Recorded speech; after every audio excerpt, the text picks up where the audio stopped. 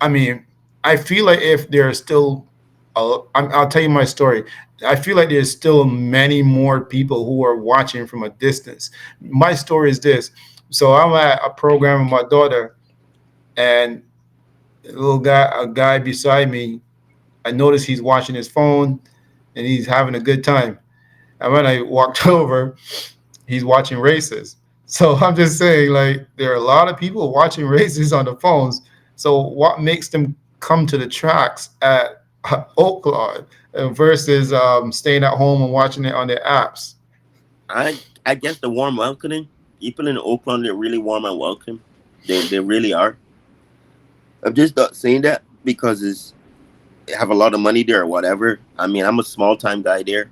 Every year I go there, I get welcome. People are welcome to see me back there. You know, no matter who you are, if you're a groom, hot walker, jockey, laundry person, they really welcome them to the racetrackers. So I I I guess it's the word gets out a lot. In the little small city, it's All not a right. big it's not a big town.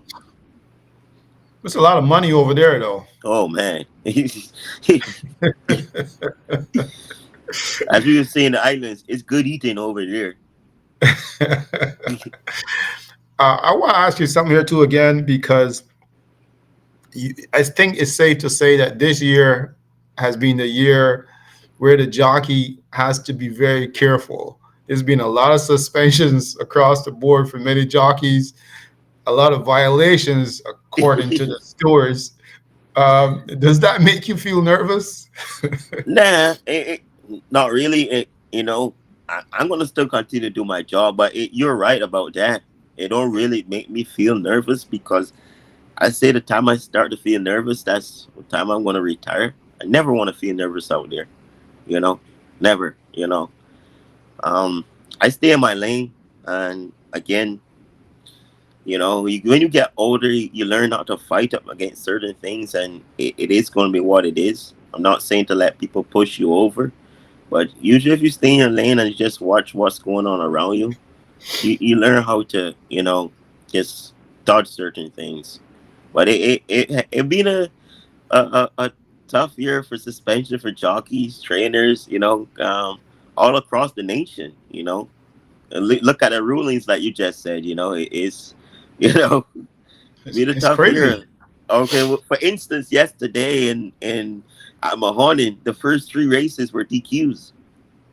Yeah, I mean, what? Tell me about that because Wait 2 seconds, I'll let be me plug honest. my iPad in. So before the race, even before the race crosses the finish line, I'm seeing inquiry, inquiry, inquiry. I mean, it's for quite a few races, inquiry, inquiry. I'm like, what? I didn't even see anything happen, but I guess something did happen. So it makes me wonder, like, what is going on over there, man? Give Rocco a minute to. Yeah, sorry about that. Are you, your They want battery an iPad. dying? Yeah, we good to go. We gotta probably be in a while. So we gonna be here a while. So they want it die on the fans tonight.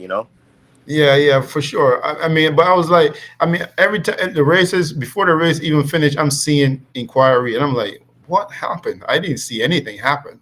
But honestly, a lot of people criticize the stores, and it's a good thing to see the inquiry sign posted before the race is over. That means they're doing their job. They're actually watching. So when you say A, you say B. If the inquiry flash, so they thought they see something or they made something and got to look at. So that's a good thing to see that and I guess they flash after the race or when the jockey called them objection. Um, but yeah, it was. I won't say it was a wild day yesterday, but it was an unusual day. I never seen a day, especially a big day, started and the first three races being was disqualifications. I was reading an article and I saw guy down in West Virginia, Marshall Mendez, just got suspended or something like that having a device, electrical device in the whip or something like that. Now, how often does that happen in your sport, man? Well, you see it happening here and there, but I don't know. I don't know if he forgot that he was a jockey and he wanted to be an electrician, but you know, like people say, you play stupid games, you win stupid prizes.